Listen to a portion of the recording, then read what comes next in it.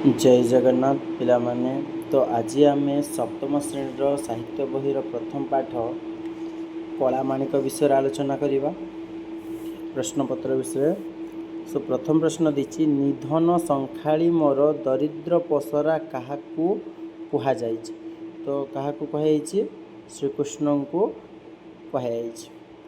अंधर लौड़ी बाबूरे पदर मुख्य अर्थ कौन? असहायर सहाय।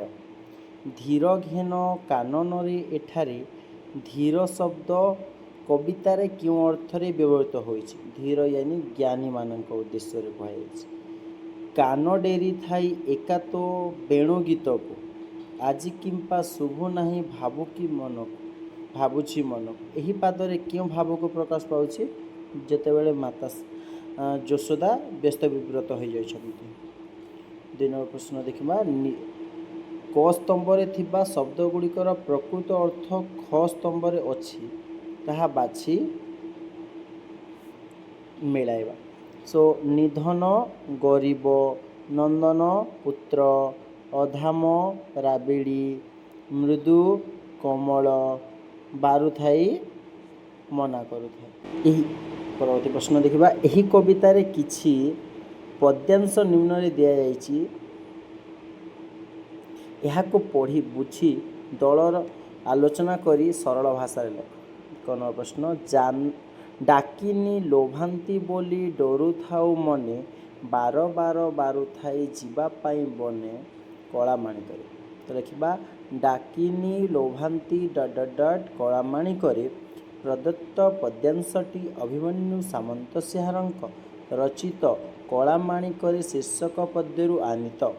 एठारी माता यशोदांकर मनरे पुत्र श्रीकृष्ण देखा जाउथबा आशंका संपर्क में आलोकपात कराई। जेतेबेले श्रीकृष्ण प्रतिदिन गोचारण करने वन को जाउछंती और संध्या पूर्वर घर को फेरी आसुतिले, से दिन किंतु संध्या गड़ी जाइथिले मध्य श्रीकृष्ण घर बाहुलारे विलंब हो जिबारु यह देखि माता यशोदांकर मनरे भय एवं आशंका भरी उठिथिला। नाना विपदर आशंकारे तांकर मन व्याकुल हो जाइथिला। श्रीकृष्ण खूब दुर्बल और शरीर विशिष्ट थिले, सेथिपाई यशोदा चिंतित होई पड़िथिले। माँ शुणिथिले जे बनरे डाहाणी जोगिनी आदि निशाचर माने उपद्रव करिथांती, सेथिपाई तांकर मनरे डर थाए।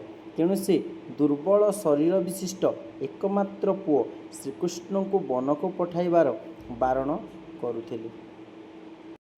दिन प्रश्न नेलु नाही काहीं पाई तो कठाऊ छता बने कंटा लगी हुए मृदुपाद चिंता। सो नेलु नाही डट कलामाणी करे। उक्त पद्यांशटी अभिमन्यु सामंतसिंहारଙ୍କ रचित कलामाणी करे शीर्षक पद्यरू आनीत। एठारे कवि कृष्णंकर चिंतारे व्यथित स्नेहमयी जननी यशोदांकर विलाप संपर्क में वर्णना करिछन्ति। संध्यारे गृह को प्रत्यावर्तन करिबारे विलंब हेबारु यशोदा कृष्णंकर चिंतारे व्याकुल होई उठिछन्ति। गाई गोठ सह गला बेले कृष्ण तांकर कठाऊ और छता सांगरे नेबाकू भूली जाइथिले, सेथिपाई माँको मनरे असुमारे आशंका सृष्टि होतिला। आ से चिंता करिछन्ति हुएत निदाख झांझी हेतु कृष्णंक देहरु झाड़ बही पड़ुथिबो, बनरे मध्यरे अनाबना कंटामाड़ी सुकोमल पाद दुईटी रक्त झरी पड़ुथिबो और जंत्रणे तांकर अलिअल पुओ अधीर होई पड़ुथिबो। चलिबा बेले कष्ट हेतु हुएत आसिबारे विलंब होइछि। एहीपरि नाना भय और आशंका माँकर मनरे सिहरी उठुछि। वात्सल्य ममतामयी जननी यशोदांकर व्याकुलता कविंकर लेखनी रे जीवंत होई उठिछि। परवर्ती प्रश्न माता यशोदा श्रीकृष्ण को कौन कौन संबोधन कर डाकिछन्ति? माता यशोदा श्रीकृष्ण को कलामाणिक, निधन संखाली, अंधर लौड़ी, जीव जीवन, नयनर प्रतिमा एभली किछि नाम रे संबोधन करिछन्ति।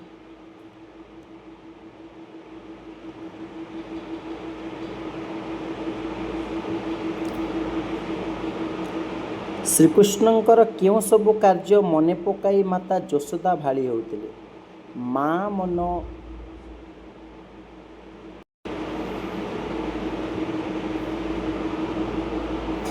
ତ ମା ମନ ସନ୍ତାନ ପାଇଁ ସତତ ବ୍ୟାକୁଳ। କୃଷ୍ଣ ଯଶୋଦାଙ୍କର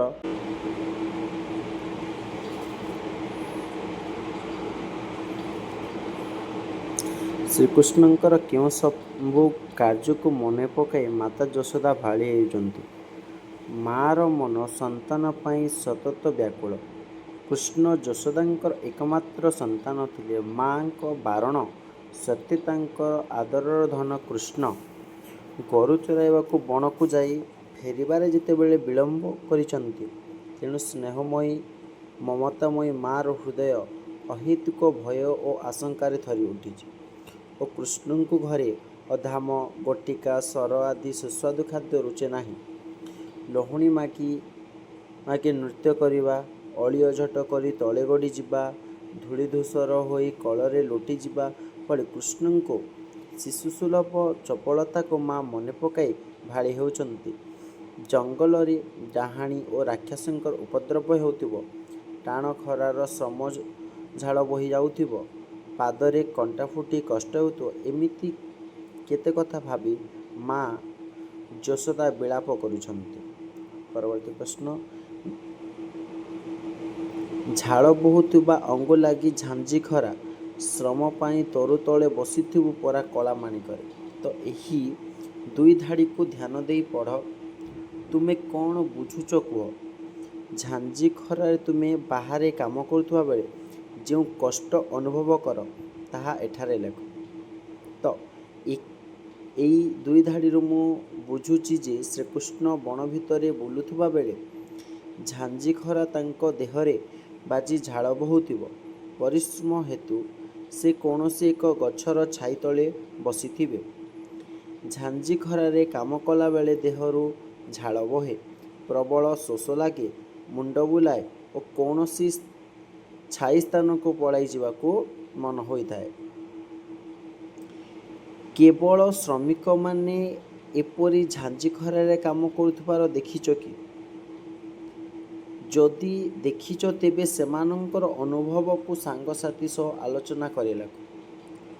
ହଁ, ଶ୍ରମିକମାନେ ଏହିପରି ଝାଞ୍ଜି ଖରାରେ କାମ କରୁଥିବାର ମୁଁ ଅନେକ ଥର ଦେଖିଛି। ସେମାନେ କାମ କଲାବେଳେ ତାଙ୍କ ଦେହରୁ ଗମ୍ ଗମ୍ ହୋଇ ଝାଳ ବାହାରି ଯାଉଥାଏ। ତ ସେମାନେ ଖୁବ୍ କଷ୍ଟ ଅନୁଭବ କରିଲେ ମଧ୍ୟ କାମ କରିବାକୁ ବାଧ୍ୟ ହୋଇଥାନ୍ତି। ବେଳେ ବେଳେ ଦେହରେ ମୁହଁରେ ଥଣ୍ଡା ପାଣି ଛିଞ୍ଚୁଥାନ୍ତି। ଆଇସ୍କ୍ରିମ୍ ଖାଇ, ଘୋଳ ଦହି କିମ୍ବା ଥଣ୍ଡା ପାଣି ପିଇ ନିଜର ଶୋଷ ମେଣ୍ଟାଉଥାନ୍ତି। ପରବର୍ତ୍ତୀ ପ୍ରଶ୍ନ, ଶ୍ରୀକୃଷ୍ଣଙ୍କର ଫେରିବା ବିଳମ୍ବ ହେବା ଦେଖି ମାତା ଯଶୋଦା ଯେପରି ବିଚଳିତ ହେଉଥିଲେ, ସେହିପରି ତୁମ ମା ତୁମ ପାଇଁ କେବେ ବ୍ୟସ୍ତ ହେବାର ଅନୁଭବ କରିଛ କି? ଯଦି ସେପରି ଅନୁଭୂତି ଥାଏ, ନିଜ ଭାଷାରେ ବର୍ଣ୍ଣନା କର। ହଁ, ଦିନେ ଦିନେ ମୋର ସ୍କୁଲରୁ ଫେରିବାର ବିଳମ୍ବ ହେଲେ ମୋ ମା ଖୁବ୍ ବ୍ୟସ୍ତ ହୋଇ ପଡ଼ନ୍ତି। ବାରମ୍ବାର ଘରଦୁଆର ମୁହଁକୁ ଆସି ମୋର ଫେରିବା ବାଟକୁ ଅନାଇ ରହିଥାନ୍ତି। ମୋର କୌଣସି ସାଙ୍ଗକୁ ଦେଖିଲେ ମୋର ବିଳମ୍ବର କାରଣ ପଚାରି ବୁଝିଥାନ୍ତି। ଅତି ବିଳମ୍ବ ହେଲେ ସ୍କୁଲକୁ ଫୋନ୍ କରି ମଧ୍ୟ ବୁଝିଥାନ୍ତି।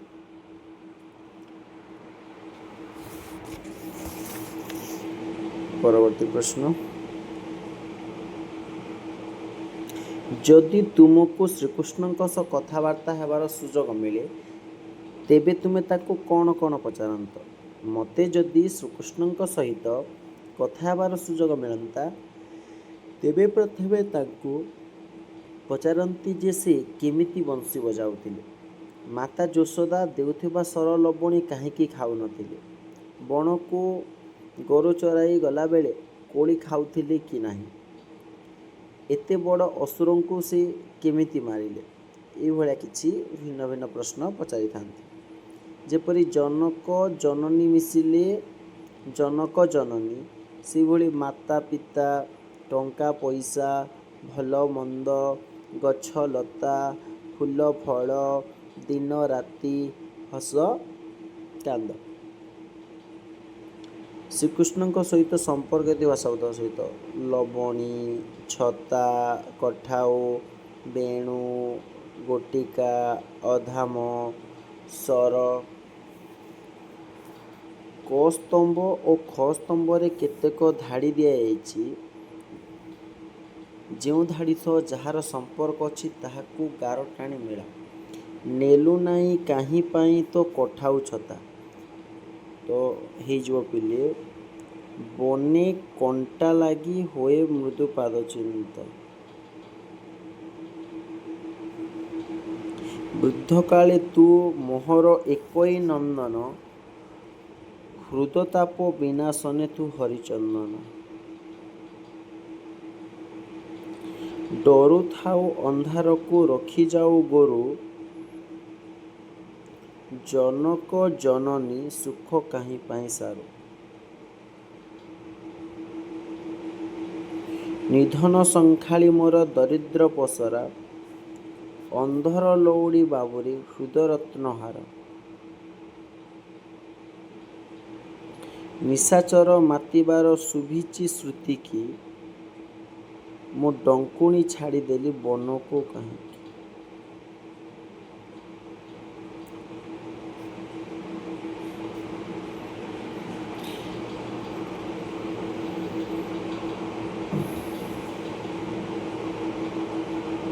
ଯେପରି ବାତ୍ସଲ୍ୟ ସହ ମମତା ଶବ୍ଦ ଯୋଡ଼ି ହୋଇ, ସେହିପରି ପଦ ଆଉ କିଛି ଦେଖ। ନିଧମ ସଂଖାଳି, ଦରିଦ୍ର ପସରା, ନୟନ ପ୍ରତିଭା, ଜନକ ଜନନୀ, ହରିଚନ୍ଦନ।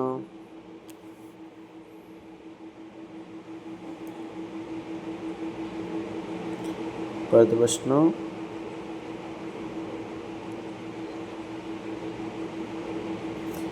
ଏହି ପାଠରୁ ଗୋଟିଏ ପାଦକୁ ନେଇ ଅନୁଚ୍ଛେଦଟିଏ ଲେଖ। ଡରୁଥାଉ ଅନ୍ଧାରକୁ ରଖିଯାଉ ଗୋରୁ।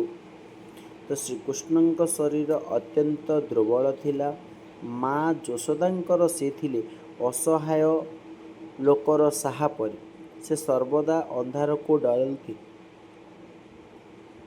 ଆଉ ନିଜର ଛାଇକୁ ଦେଖି ଡରିଥାନ୍ତି। ତେଣୁ ଏଭଳି ଭୟାକୁଳ ପୁଅ ଏତେ ସମୟ ବଣରେ ରହିଥିବ, କ'ଣ କରୁଥିବ, ସେଥିପାଇଁ ମା ଯଶୋଦା ମନେ ମନେ ଆତଙ୍କିତ ହୋଇଯାଉଛନ୍ତି। ଆଜି କିମ୍ପା ଶୁଭୁ ନାହିଁ ଭାବୁଛି ମନ। ଶ୍ରୀକୃଷ୍ଣ ମାତା ଯଶୋଦାଙ୍କର ଅତି ପ୍ରିୟ ସନ୍ତାନ ଥିଲେ। ସେଦିନ କୃଷ୍ଣଙ୍କୁ ବନକୁ ଯାଇ ଫେରିବାର ବିଳମ୍ବ ଘଟିବାରୁ ମା ନାନା କଥା ଭାବି ଚିନ୍ତିତ ହୋଇପଡ଼ିଥିଲେ। ବଣରେ ଡାହାଣୀ ରାକ୍ଷସମାନଙ୍କର ଉପଦ୍ରବ ହୋଇଥିବ। ଟାଣ ଖରାରେ ଶ୍ରମଝାଳ ବହିଯାଉଥିବ। ଯେହେତୁ ସାଙ୍ଗରେ କଠାଉ ନେଇ ନାହାନ୍ତି, ତେଣୁ ପାଦରେ କଣ୍ଟା ଫୁଟି କଷ୍ଟ ହେଉଥିବ। ଗାଈ ପଲ ଧରି ଶ୍ରୀକୃଷ୍ଣ ବଣକୁ ଫେରିଲା ବେଳେ ବଂଶୀ ବଜାଉଥାନ୍ତି। ଶ୍ରୀକୃଷ୍ଣଙ୍କର ଫେରିବା ବିଳମ୍ବ ହେତୁ ମାତା ଯଶୋଦା ସେହି ବଂଶୀ ସ୍ୱରକୁ ଶୁଣି ନାହାନ୍ତି। ତେଣୁ ସେ ବିବ୍ରତ ହୋଇଯାଇଛନ୍ତି।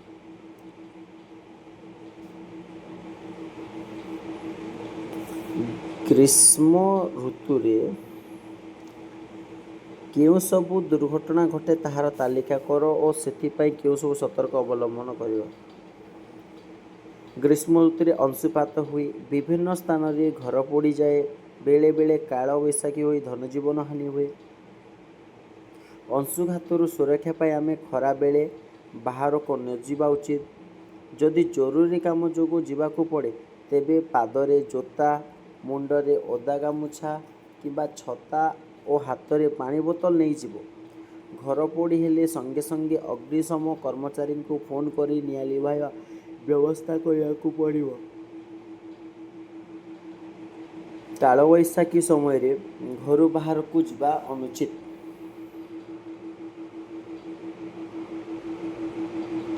ଗ୍ରୀଷ୍ମ ଋତୁରେ ପଖାଳ ଖାଇବାକୁ ଭଲ ଲାଗେ। ସେହିପରି ତୁମକୁ ଆଉ କ'ଣ କ'ଣ କାମ କରିବାକୁ ଭଲ ଲାଗେ ତାହାର ଏକ ତାଲିକା ସାଙ୍ଗସାଥିମାନଙ୍କ ସହ ଆଲୋଚନା କରି ଲେଖ।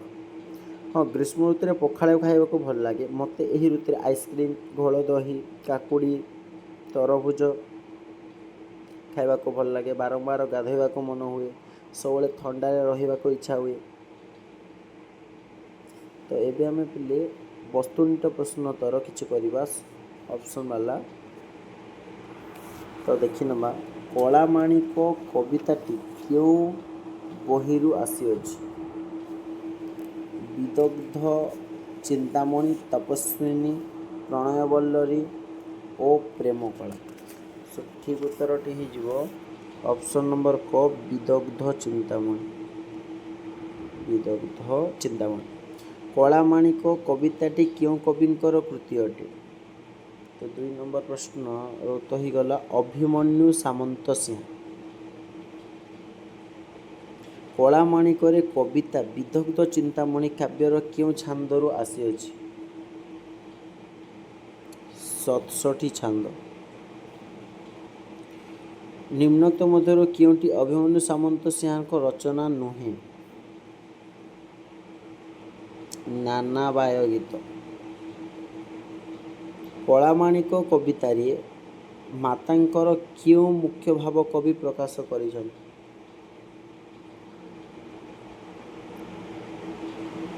ବାତ୍ସଲ୍ୟମୟୀ ହୃଦୟର ଆବେଗ।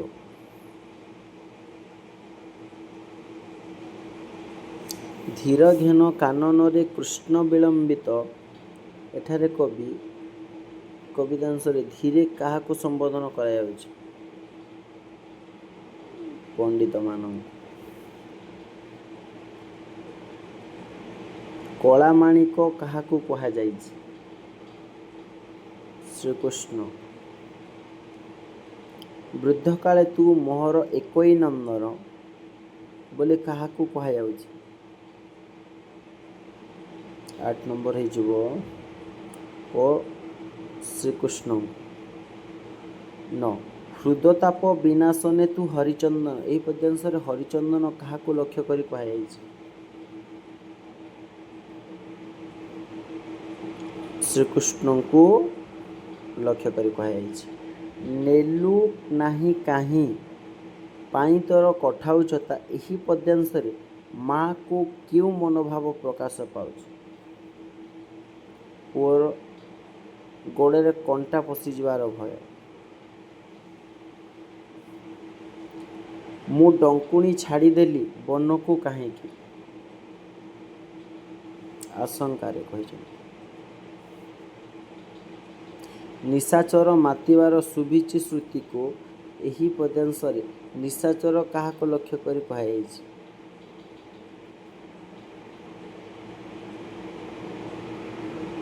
ରାକ୍ଷସ। ହରିଚନ୍ଦନ କ'ଣ କରେ? ହରିଚନ୍ଦନ ହୃଦତାପ ବିନାଶ କରେ।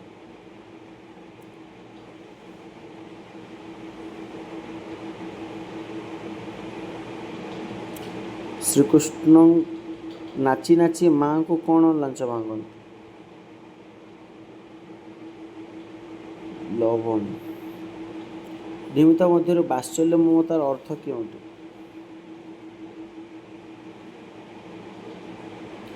ପୁଅ ଝିଅମାନଙ୍କ ପ୍ରତି ପିତାମାତାଙ୍କର ଗଭୀର ସ୍ନେହ।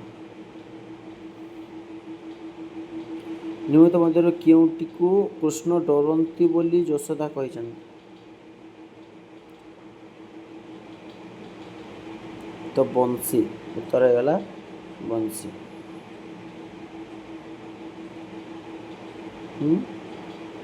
କୃଷ୍ଣଙ୍କୁ ଡରନ୍ତି ବୋଲି ଯଶୋଦା କହିଛନ୍ତି। ଏଇଟା ହେଲା ନିଶାଚର। କୃଷ୍ଣ ବଣକୁ ଯାଇଥିଲେ, ସାଥିରେ କେଉଁ କେଉଁ ଜିନିଷ ନେଇ ନଥିବାରୁ ମତ କଠଉଛତା। ଏଇଟା ଭରିଗଲା ଉତ୍ତର। ଟିକେ ଦେଖିନେବା ବୋଲେ ଠିକ୍ସେ ଲେଖିନେବା।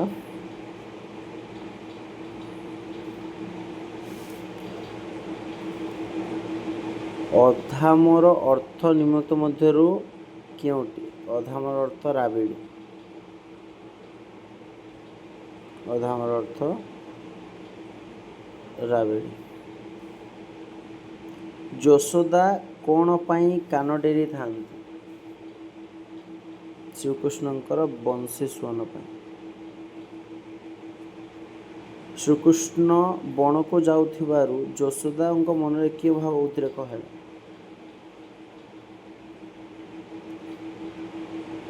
କୌତୂହଳ ଭାବ। ମାତା ଯଶୋଦା କେଉଁ କଥା ଭାବୁଛନ୍ତି ବୋଲି କବିତାରେ କୁହାଯାଇଛି? ବାତ୍ସଲ୍ୟ ମମତା କଥା।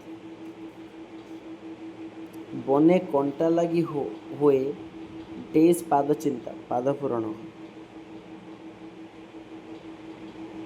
ତ ଉତ୍ତର ହେଇଯିବ ପିଲେ ମୃଦୁ ପାଦ ଚିନ୍ତା। ନାଚି ଲାଞ୍ଚ ମାଗୁଥାଉ ଡେସ୍ କେମନ୍ତେ ପାଦ ପୂରଣ କର।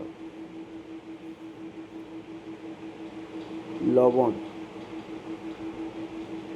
ଅଭିମନ୍ୟୁ ସାମନ୍ତସିଂହାର କେଉଁ ଶତାବ୍ଦୀରେ କବି?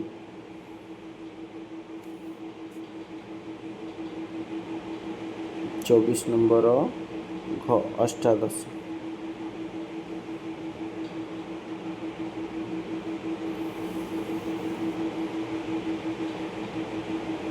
ତୋଳି ଏହା କେଉଁ ଅର୍ଥ ପ୍ରକାଶ କରେ?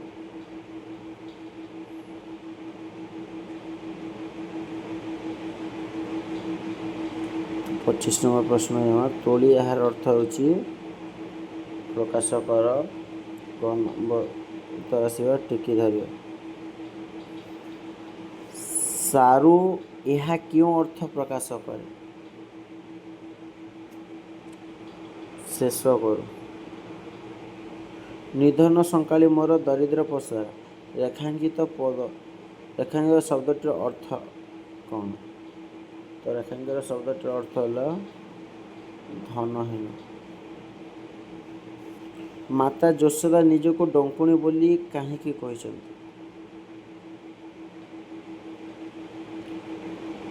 ତ 27 ନମ୍ବର ଉତ୍ତର ହେଇଗଲା ଡଙ୍କୁଣୀ ବୋଲି କାହିଁକି କହିଛନ୍ତି? ନିଶାଚର ମାତିବାର ଶୁଣି ମଧ୍ୟ ଶ୍ରୀକୃଷ୍ଣଙ୍କୁ ବଣକୁ ବଟାଇଥିଲେ।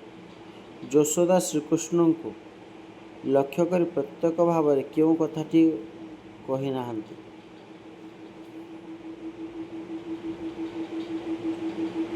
ନିଧନ ସଙ୍କାଳି ହରିଚନ୍ଦନ ଦରିଦ୍ର ପସରା ନୟନ ପ୍ରତି।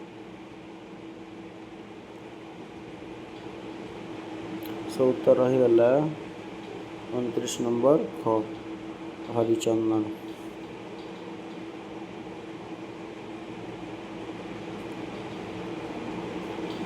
ମା ପୁଅକୁ ନୟନ ପ୍ରତିମା ବୋଲି କାହିଁକି କହିଛନ୍ତି? ସ୍ନେହବଶତଃ।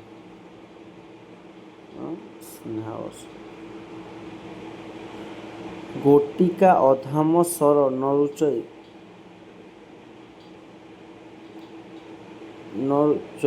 ତତେ ଏଥିରୁ ଗୋଟିଏ ଶବ୍ଦର ଅର୍ଥ ହେଲା ଘ ନମ୍ବର ପେଡ଼ା। କଳାମାଣିକ କବିତାରେ ଯଶୋଦାଙ୍କର କେଉଁ ମନୋଭାବ ଉପରେ ଗୁରୁତ୍ୱ ଦିଆଯାଇଛି?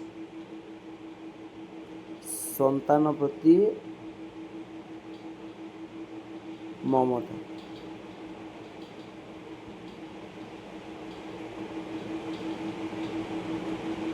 କଳାମାଣିକ କବିତାର ମୁଖ୍ୟ ଭାବ କ'ଣ?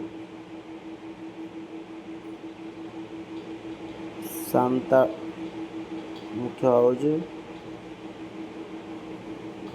ସାନ୍ତାଳ ଓ ସ୍ନେହ।